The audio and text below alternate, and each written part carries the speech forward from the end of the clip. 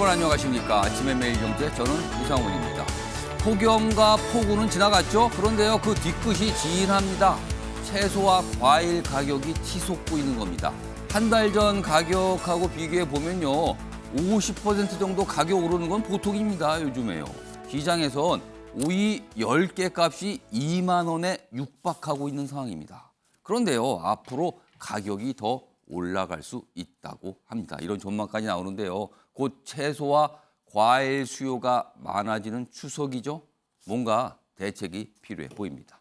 자, 일면 기사 바로 출발하겠습니다. 먼저 매일경제 일면 소개해드리죠. 자, 육아 이모님 월 400만 원.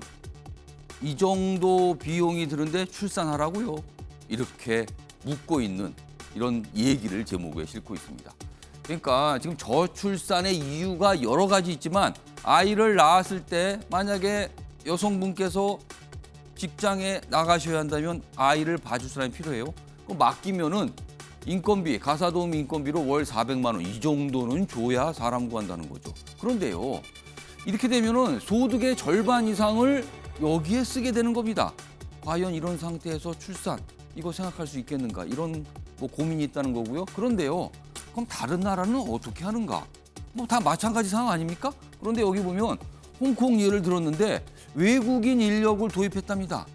우리는 지금 뭐 최저임금 등등등 묶여서 월 400 그리고 뭐 사람 구하기 어려우니까 이 정도인데 외국인 인력 도입되면은 월 100만 원대 정도면은 입주 도움이 가능하다. 자, 우리는 왜 못하는가? 이 지적이 계속 나오고 있다고 합니다. 다음은 조선일보 보시죠. 자, 아래쪽에 있습니다. 건강보험 관련된 내용인데요. 한 해 병원을 500번 넘게 간 사람이 532명으로 파악이 됐습니다. 물론 뭐 전체 건강보험 가입자 중에서 많은 숫자는 아니라고 볼 수 있습니다만 1년이 365일 아닙니까? 근데 500번을 간다고요? 그럼 하루에 병원을 여러 번 가는 날도 있다는 소리네요. 이렇게 파악이 되고 있습니다. 자, 여기 보시면 의료비 부담이 늘어 건강보험 재정 낭비되고 있는데 이게 문재인 정부 당시 때 뭐 이른바 이제 문재인 케어 뭐 이런 거 시행이 됐죠. 이 이후에 좀 많이 늘었다 이렇게 지적이 되고 있고요. 그래서 지금 윤석열 정부가 건강보험 재정 개혁 착수한다 이렇게 좀 담겨 있습니다. 이번엔 한국일보 보시죠. 자, 이쪽 끝에 있습니다. 경찰, 검찰 뭐 관련 얘기입니다. 경찰 상위법을 함부로 확장했다. 검수 원복에 정면 반기를 들었다. 자, 검수 원복, 검찰 수사권 원상복구 뭐 이거의 줄임말이잖아요. 한동훈 법무장관이 시행령을 통해서 강력하게 추진을 한 내용인데 경찰에서 이거 반대합니다. 문제 있습니다. 이렇게 목소리를 냈다는 겁니다. 검찰 수사권 확대 관련 무효 의견을 전달했다. 법무부 시행령에 위임 입법 한계 벗어났다. 또다시 경찰과 검찰의 다툼, 대립 또 발생하는지 모르겠습니다. 마지막으로 경향신문 보시죠. 자, 일면 톱기사인데요. 신재생에너지 그리고 백신 수급과 관련해서 전 정부를 겨눈 감사원입니다. 감사원이요 하반기 감사 계획을 발표했는데 여기에요. 문재인 정부 당시 있었던 백신 수급 관련된 논란 그리고 신재생에너지 사업 관련 들어가 있는 겁니다. 탈원전이라는 직접적인 내용은 빠졌어요. 그러나 신재생에너지와 탈원전은 굉장히 밀접한 관련이 있거든요. 그래서 향후에 추가될 가능성이 있다 이렇게 되어 있습니다. 뭐 이 야당 쪽에서는 또 반발하고 있는 상황이죠. 이 부분에 대해서. 자, 지금까지 일면기사 짚어봤고요. 오늘도 다양한 뉴스 준비되어 있고요. 그 뉴스의 의미와 배경 짚어주시기 위해 네 분 자리하셨습니다. 한 분씩 소개해드리겠습니다. 자, 먼저 화면 가장 맨 왼쪽에 앉아 계십니다. 최직련 변호사 자리하고 계시고요. 그 옆에는요. 김종욱 전 청와대 행정관 나와 계십니다. 그리고 세 번째 자리에는요. 김용태 전 국민의힘 최고위원 나와 계시고요. 마지막으로 오창석 시사평론가 자리하고 계십니다. 자, 네 분 안녕하세요.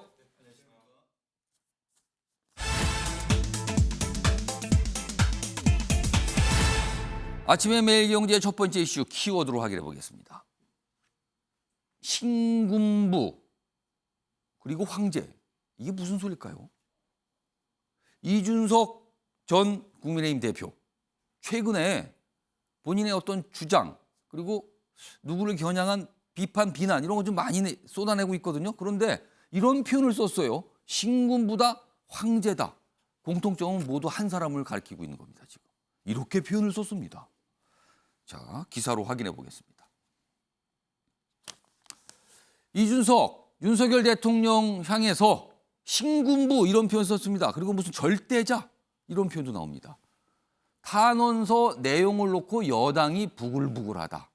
자, 이 탄원서가요. 지금 가동이 되고 있죠. 국민의힘 비상대책위원회. 근데 이 비상대책위원회 이게 문제가 있다. 이의 제기를 하면서 이거 멈춰달라고 중지시켜달라고 가처분 신청을 이준석 대표가 했거든요. 지금 법원에서 어떤 아직 판단을 안 하고 있는 상태인데 시간이 좀 미뤄지고 있죠. 근데 이거에 대해서 판사 앞에 탄원서를 보냈어요. 근데 거기에 윤석열 대통령이라고 언급이 되는 부분이 있는데 거기 신군부 뭐 절대자 이렇게 표현하고 있습니다. 좀 더 보죠.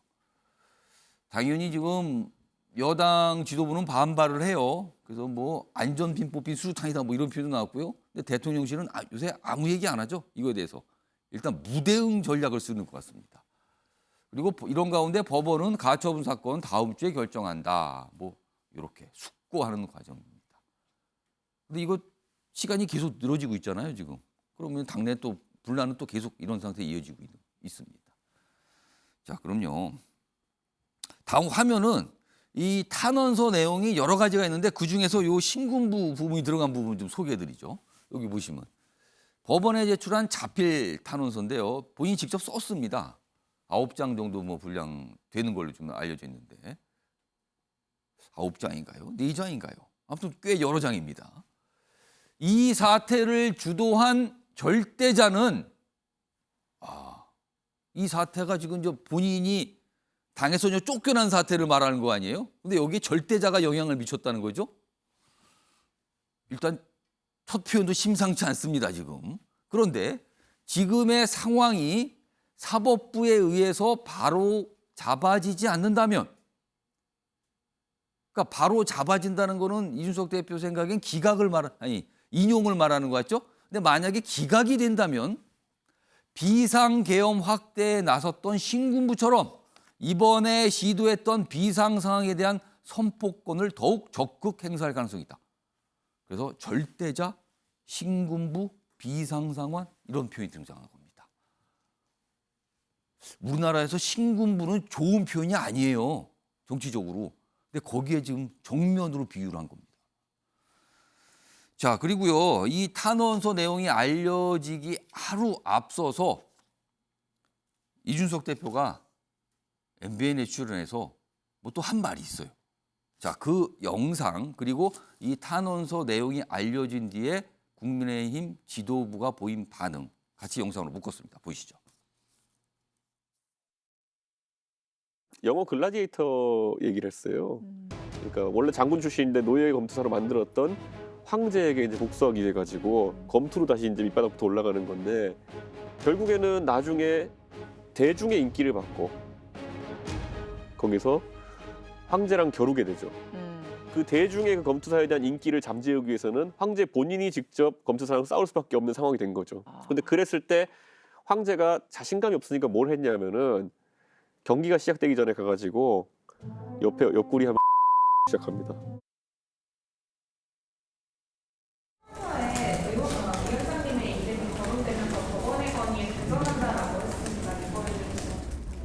이준석 대표가 독재자가 된 것 같아요. 본인 생각으로 전부 재단하고 그러는데 언론이 가처분에 대해서 어떻게 생각하느냐 한 데 대한 제 대답이었습니다. 우리 법률지원단 검토 보고와 내 그거에 비춰보니까 우리 절차에 하자가 없다. 기각될 걸로 믿는다. 이게 무슨 법원의 권위에 대한 도전입니까?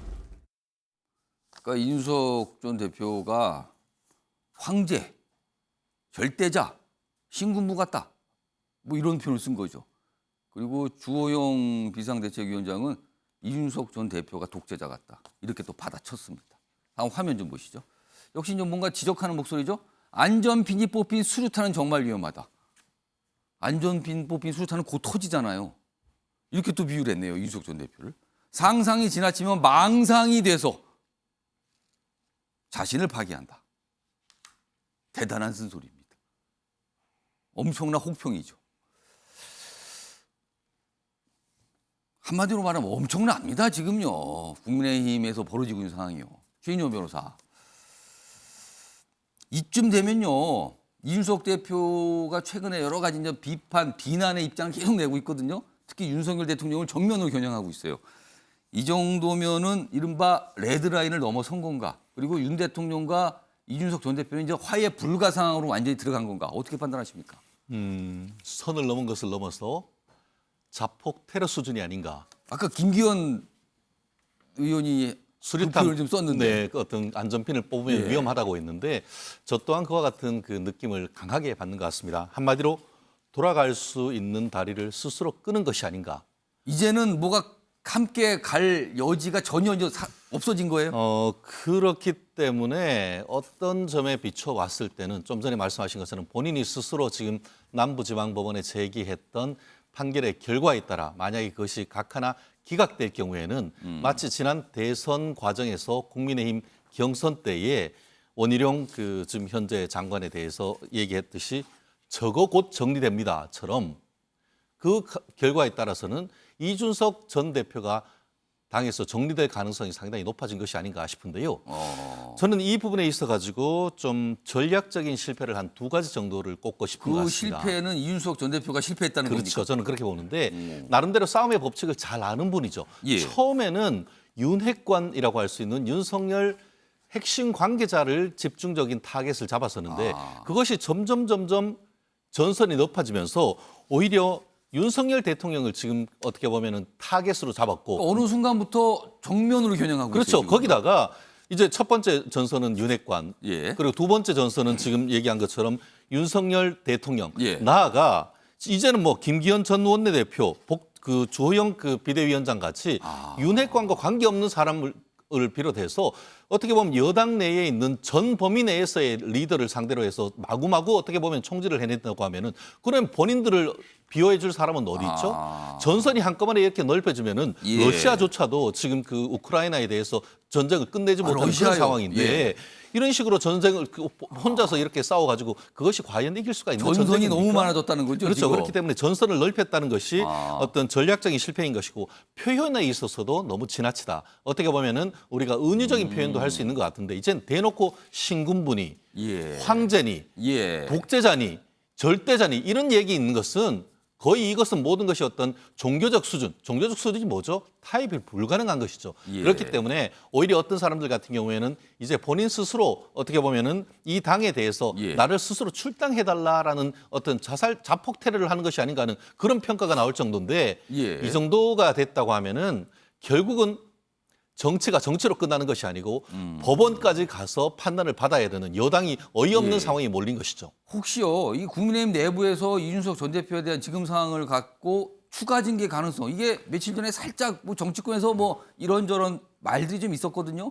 그 가능성 결국 어떻게 그 부분에 보십니까? 있어 가지고 이제 그 윤리위원장에게 기자들이 많이 질문을 했는데 예. 지난번 모임에서는 그 부분이 논의되진 않았다라고 하지만 논의하지 않겠다는 것이 아니고 이번에는 논의되지 않았다라는 그런 표현이었기 때문에 경우에 따라서는 뭐 이 정도 이상 어떤 해당 행위가 있을 수 있겠느냐 하는 비판적인 여론이 굉장히 들끓고 중진 내부에서도 어려울수록 원칙대로 해야 된다라는 얘기가 나왔다고 한다는 것은 예. 경우에 따라서는 말씀드린 것처럼 이 윤리위원회에서의 어떤 그 추가 징계 가능성도 여전히 열려 있다. 다만 그 부분에 있어 가지고는 어떻게 보면 마지막으로 이 전 대표가 다시 예. 돌아올 수 있는지에 대한 그런 그 시급 가늠사가 되기 때문에 예. 과연 이준석 전 대표가 법원 결정이 어떻게 나느냐에 따라 예. 다르겠지만 만약에 기각됨에도 불구하고 계속 이와 같은 그 행위를 한다고 하면은 예. 그때는 불가피하게 윤리위가 어떤 결정이 있어야 되는 예. 것이 아닌가 생각을 합니다. 만약에 추가 징계가 나온다면 이게 더 험악해지겠는데요, 상황은요, 지금. 자, 일단 이 이준석 전 대표가 작성해서 법원에 제출된 이 탄원서, 자필 탄원서 내용 중에 하나가 이 부분이고요. 윤석열 대통령을 정면으로 겨냥한 부분입니다. 그리고 또 다른 내용도 좀 있는데 일단 다른 기사도 소개해드리죠. 자, 윤석열 곧 신군부 이렇게 비유했죠? 이준석 탄원서가 유출. 이 기사는 뭔가 유출됐다. 이 부분을 좀 주목하고 있네요. 뭐 주용, 독재자 된다. 이건 바로 영상으로 확인해 봤습니다. 일단 이 부분이 하나가 있고요. 그리고 또 다른 부분은 회유했다는 내용. 이게 앞서서 조금 알려졌어요. 이준석 대표도 언급했는데 이 탄원서에는 굉장히 구체적으로 나옵니다. 내용이. 사퇴하면 뭐 해외 특사, 뭐 회유, 뭐 이런 것까지 이제 폭로하는 상황이 됐거든요. 자, 요 부분입니다. 요 회유를 했다는 요 주장이 담긴 부분인데 좀 더 자세하게 보죠. 다음 화면입니다. 자, 탄원서 중에 이 부분이 있어요. 자, 지방선거가 끝나고 나서 구체적인 시점도 밝혔어요. 절대자와 가까운 사람으로부터 대표직에서 12월까지 물러나면, 그러니까 연말까지 대표직을 물러난다면 저에 대한 윤리위 징계와 경찰 수사 절차를 잘 정리하고 대통령 특사로 몇 군데 다녀올 수 있게 중재하겠다는 제안을 받았다. 그러니까 이거예요. 지방선거가 끝난 뒤에 절대자와 가까우신 어떤 분이 접촉을 해왔다는 거죠. 중재안을 뭔가 제안했다는 거예요. 근데 그 내용은 물러나라. 연말까지. 그러면 윤리위 지금 진행 중인데 이거 잘 되게, 그리고 경찰 수사 요것도 잘 마무리되게 해주겠다. 그리고 해외 좀 다녀와라. 이겁니다, 지금. 자, 김용태 전 최고위원. 일단 이게 이준석 대표의 어떤 이제 지금까지 이제 주장이라고 할 수 있죠. 근데 약간 폭로성 주장이란 말이에요, 지금요. 그렇다면 여기 중요한 거는 절대자 또는 절대자 가까우신 분이 당 윤리위나 경찰 수사에 영향을 행사할 수 있다. 이게 전제로 깔려야 됩니다. 이거 어떻게 보십니까? 과거에 저런 식의 정치적 협상이 있었다는 이야기들, 소문을 뭐 구전동화처럼 제가 들어왔는데 저게 만약에 이 대표의 말이 사실이라면 지금 구전동화가 만약에 사실이라면 사실은 목전에서 저희가 지금 법과 원칙이 초월적으로 뛰어넘는 상황을 목격하고 있는 것이라서 굉장히 충격적입니다. 근데 저는 좀 다르게 생각하는 것이 말씀하신 대로 그 윤리위 징계와 경찰 수사 절차를 잘 정리하겠다. 대표직에서 물러난다면 이러한 협상의 제안을 대통령께서 직접 생각하진 않았을 것 같아요. 그러면은 그러니까 대통령께서 워낙 민생도 바쁘고 챙겨야 될 것이 워낙 많은데 저런 구체적인 것까지 대통령께서 설마 생각하셨겠습니까? 그럼 누가 했을 거라고? 그렇다면 윤핵관 호소인이나 뭐 윤핵관 워너비나 누군지 모르겠습니다만 호소인 워너비 요즘에 등장한 표현이죠, 지금요. 이 상황을 정리하겠다라는 그 조정자 역할을 하려는 분들이 나서서 굉장히 초월적인 제안을 한 것 같아요. 그럼 그분들은 윤리위와 경찰 수사에 영향을 미칠 수 있다 이렇게 판단한 겁니까? 그런 분 관련해서 뭐 지금 JTBC나 CBS에서 지금 좀 다른 이야기지만 당대표 수사 결과에 영향을 미칠 수 있는 윤핵관과 경찰 고위 간부가 만났다라는 보도들도 계속 있지 않았습니까? 그렇기 때문에 저는 저런 딜을 누군가 했을 거라고 사실이라면 했을 거라고 판단하고 그렇다면 이제는 많은 국민들께서 이 초법적인 상황에 관심을 갖고 있기 때문에 누가 저런 제안을 했느냐 좀 국민들께 알릴 필요가 있을 것 같아요. 이준석 전 대표는 알고 있을 거 아닙니까 지금? 그래서 저는 이 사실을 국민의 알 권리를 위해서라도 누가 저렇게 대통령을 팔아서 대통령을 이용해서 자기 정치를 하고 있는지 굉장히 위험한 행동들이잖아요. 그렇기 때문에 저는 저걸 좀 명확하게 밝힐 필요가 있다라고 생각되고요. 아까 처음에 좀 다른 질문인데 이것이 루비콘강을 건너냐 뭐 대통령과 화해할 수 있느냐에 대한 이제는 질문이 뭐 선을 완전 넘어 버린 건가? 김기현 대표께서 뭐 안전핀이 뽑힌 수륙탄이라고 말씀하셨는데 수륙탄은 안전핀을 뽑아도 엄지 손가락을 잡고 있으면 터지지 않습니다. 그리고 얼마든지 핀이 있죠, 핀. 얼마든지 다시 안전핀을 꽂아 넣으면 수륙탄은 안전해지기 때문에요. 저는 화해 가능성이 있다고 생각되고요. 지금 말씀하신 대로 저런 말도 안 되는 초법적인 제안을 한 윤핵관 혹은 그 관련자들을 이제 색출해서 대통령께서 이제 좀 직시하시고 정말 당 대표와 대통령 화해해서 정말 잘 바른 길로 나갈 수 있었으면 좋겠습니다. 김용태 전 최고위원께 한 가지 질문. 뭐 이 내용과 뭐 연결이 될 수도 있어요. 지금 김용태 전 최고위원은 만약에 이런 제안이 있었다면 이건 대통령의 생각이라기보다는 대통령과 뭐 가깝다고 알려진 분들 이런 분들이 뭔가 다른 생각에서 제안한 거 아니야 이렇게 좀 분석을 해주셨는데 최근에 이준석 전 대표가 윤석열 대통령을 정면으로 겨냥한 비판을 계속 내놓고 있거든요. 그러니까 아까도 좀 소개드렸지만 무슨 신군부 절대자 황제 뭐 이런 표현 그 앞서서 여러 가지 표현이 있었는데 이런 식의 대통령을 겨냥한 비난 비판이 쏟아지고 있어요. 이거는 어떻게 좀 보세요? 일단은 저는 헌법 정신에 우리가 대통령제이기 때문에 예. 대통령제를 존중해야 되기 때문에 대통령이 좋든 싫든을 떠나서 대통령직에 대한 존중이 필요하다고 생각되고요. 집권 여당이기 때문에 더 그래야 된다고 생각합니다. 예. 다만 당대표는 지금 여기에 대한 당사자고 피해자라고 할 수 있을까요? 직접적인 당사자이기 때문에 좀 감정적으로 좀 행동하는 것 같은데 예. 그런 부분은 좀 집권 여당의 대표니까 좀 지양하는 게 옳지 않은가에 대한 생각이 있습니다. 앞서서 봤던 이 기사입니다. 다시 한번 불러오죠. 여기 보면 이준석 탄원서 유출 이 부분을 주목하고 있어요. 처음에 이 탄원서 내용이 알려진 거잖아요. 어떤 과정을 통해서. 근데 여기 보면 이준석 대표는 윤핵관 유출 셀프 격양하고 있다. 뭐 이렇게 또 비판을 했거든요. 이게 지금 공개된 뭐 유출인지 공개인지 표현이지만 이게 처음에 알려지게 된 과정을 좀 어떻게 보고 계십니까, 김용태 전 최고위원? 일단 저것을 볼 수 있는 것이 뭐 채권자, 그러니까 이준석 대표와 관련한 변호사분들, 채무자, 국민의힘의 어떤 당 대표, 그러니까 그 지금 그러니까 현재 지금 역할을 하고 가처분 있는 신청과 관련된 어떤 법적인 예. 다툼의 관계자들이죠. 관계자들이죠. 예. 근데 이준석 대표 측과 그 변호사들이 이것을 공개하면 저는 오히려 뭐 여론상 좋지 않다라고 전 보여지는데 처음에 이게 개인의 법원에서 있었던 열람용 서류 그 예, 예. 내용이 공개가 된 거죠. 개인의 어떤 호소하는 예. 탄원서이기 때문에 이걸 굳이 공개할 필요가 없다고 저는 판단했을 텐데 그렇다면 이것을 공개해서 실익을 얻을 수 있는 사람들이 누구냐, 여론전에 할 수 있는 사람이 누구냐를 봤을 때 아마 아무래도 상대 측 변호사이지 않을까에 대한 생각이 있습니다. 근데 그 회유 내용이 그 상대 측 변호인에게 유리한 건가요? 회유 내용이 알려지면? 뭐 그러니까 제가 뭐 특정해서 말씀드릴 수는 없고 예. 뭐 굳이 뭐 변호사일지 아닐지도 잘 모르겠습니다만 많은 언론에서 이제 그렇게 추측을 하시는 것 같고 그런 것이 아마 여론에 조금 예. 더 유리하다라고 판단하시는 건 아닐까에 대한 생각이 있습니다. 그러니까 이게 어떤 과정을 통해서 언론에 이 탄원서 내용이 뭐 사진도 해서 공개가 됐고요. 뭐 밤에는요 이준석 대표가 스스로 또 공개를 했어요. 본인이 갖고 있는 이게 진본이다 그러면서 또 오창석 평론가 지금 이 상황이 무슨 그림으로 보이십니까 지금? 일단 국민들 입장에서는 집권 여당에 대한 기대를 집권 초부터 다 꺾이고 시작한 것 같습니다. 일단은 지방선거와 대선을 다 승리로 이끌었던 최연소 당대표를 대통령이 직접 괴롭히고 있는 것처럼 보이게 만들었습니다.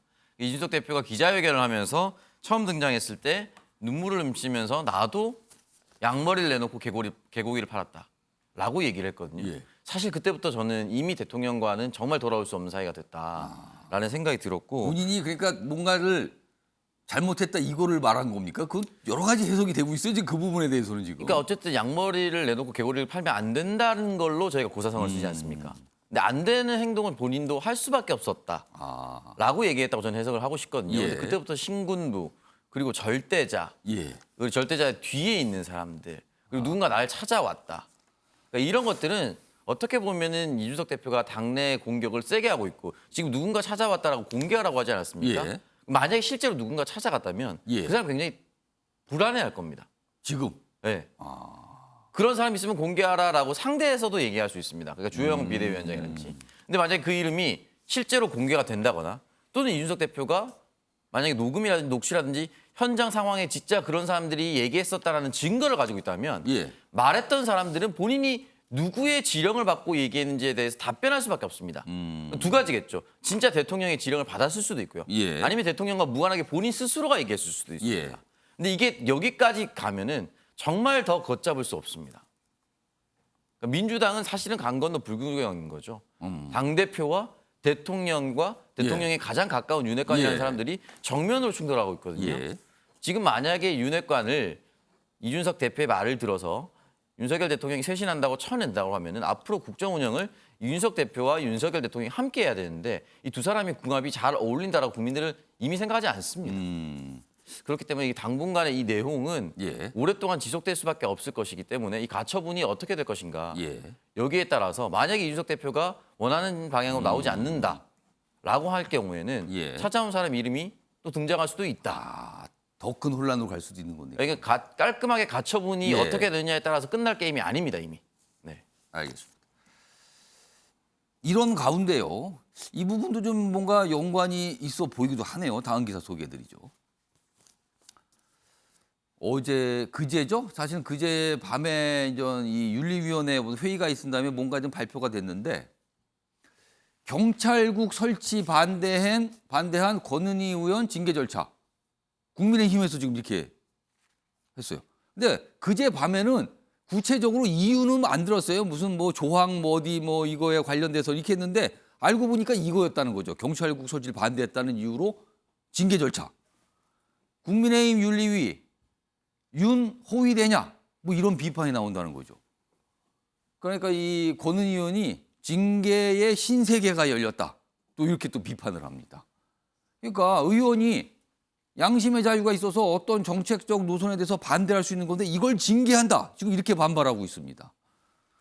김용태 전 최고위원. 사실 언론들도 약간 이 부분에 비판적이에요. 국민의힘에서 아니 반대했다고 지금 징계하는 겁니까? 뭐 이런 건데 앞서서 윤리가 나왔단 말이에요, 지금. 근데 윤리위에 이런 모습이 있단 말이에요. 이거 어떻게 좀 보고 계십니까? 제가 요즘 뭐 표현의 자유를 많이 억압받고 있어가지고 저 언제든지 뭐 윤리위의 결정을 존중하고요. 다만 근데 조금 아쉬운 것이 저희 당이 예. 어떤 정치적인 표현의 자유라든지 어떤 정치인으로서 양심을 윤리라는 것으로 재단하는 것은 예. 굉장히 과거로 회상하는 것 아닌가, 회귀하는 것 아닌가에 대한 생각이 있고 굉장히 좀 우려하는 바가 있습니다. 관련해서 혹은 저러한 어떤 권은희 의원의 징계 절차가 혹시라도 당대표를 향해서 예. 이준석 대표가 지금 관련해서 지금 뭐 논란 관련해서 추가 징계를 할 수도 있다라는 시그널이 될 수도 있고 계속해서 저는 많은 당내에 예. 정치인분들께서 양심의 목소리와 정치적인 표현의 자유를 하는 데 있어서 좀 어떻게 보면 우려의 목소리, 그러니까 억압의 차원이 될 수도 있을 것 같아서 굉장히 좀 개인적으로는 안타깝다라는 생각을 가지고 있습니다. 묘한 상황에서 이런 판단이 나왔어요, 윤리위에. 자, 그리고 다음 기사도 하나 보죠. 지금 대통령실에서 어떤 감찰 형태의 조사가 이루어지고 있는데요. 그래서 대통령실에서 일하는 직원 중에 떠나는 분들이 계속 나오고 있어요, 지금요. 이겁니다. 이 기사가 아니고요. 앞서서 이 감찰 기사가 있는데 뭐 그 기사가 마저 준비가 안 됐네요, 그 기사는요. 최인원 변호사.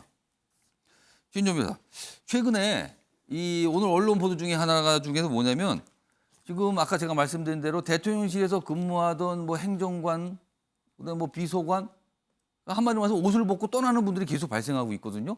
근데 그거를 정치권에서는 이른바 윤핵관과 윤석열 대통령을 돕고 있는 검사 출신 대통령실 참모들 그 사이에 무슨 알력이 벌어진 거 아니냐 이런 시각이 있거든요. 이거 좀 어떤 얘기를 좀 듣고 계십니까 요즘에? 그거는 지극히 민주당적 시각이다 이렇게 좀 볼 것 같은데요.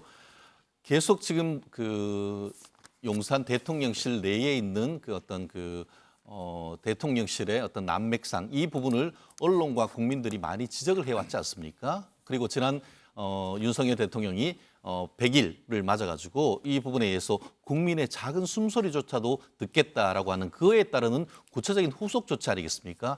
사실 지금 그 대통령실을 청와대에서 용산으로 옮기고 그렇게 예. 하면서 많은 좀 혼란도 있었던 것도 사실이고 그리고 그와 같은 과정에서 윤석열 대통령 인근에서 많이 도왔던 분들의 어떤 추천이나 이런 것을 받아서 이 대통령실에 가신 분들도 있는 것으로 지금 나오지 않습니까? 예. 그런데 그분들이 100일 동안 나름대로 열심히 일한 분들도 있지만 여러 가지 뭐 내부적인 그 정보가 외부적으로 유출됐다든가 아니면은 뭐 인사와 관련돼서 청탁이 있었다든가 이런 얘기가 나오기 때문에 그것은 대통령실 내에 있는 규정에 따라서 잘잘못을 가리고 그에 따라서 어떻게 보면 합당한 신상필벌을 하면 되는 것이고 그 과정에 있는 것이지 그러면 그 신상필벌 가리는 걸 누구 하죠? 윤핵관이 합니까? 아니죠. 그거는 결국은 그 인사나 감찰의 예. 그 전문성이 있는 부분이 하기 때문에 그러한 부분의 어떤 정상적인 행정 절차가 진행되고 있는 과정일 뿐인 것이지 예. 그것을 어떻게 보면은 감찰 받는 입장에서는 윤핵관과 윤석열 대통령실에 있는 검찰 라인의 어떤 그 알력이다 이렇게 보는 예. 것은 지극히 어떻게 보면 사정을 이 현실 상황을 정치적으로 보는 것이고 오히려 이것을 비정상을 정상화하는 과정, 이 대통령실을 좀 더 정상화하는 과정이라고 보는 것이 오히려 바른 시각이 아닌가 봅니다. 그럼 최근에 약간 얘기가 있었던 인적 쇄신 차원이라고 그렇습니다. 보시나요? 그렇기 때문에 지금 보면은 그 홍보수석을 지금 교체를 예. 하고 또 정책조정실도 지금 신설하는 그런 것을 하면서 그것이 1차가 아니고 2차, 3차 인적 예. 쇄신은 계속되는 과정이라고 보면 되는 것이죠. 일단 그런 보도들이 오늘 조금 실려 있습니다. 뭐 기사는 맞춰 저희가 준비를 못했는데 뭐 정치권에서 최근 며칠 사이에 많이 좀 회자가 됐어요. 그 내용들이요.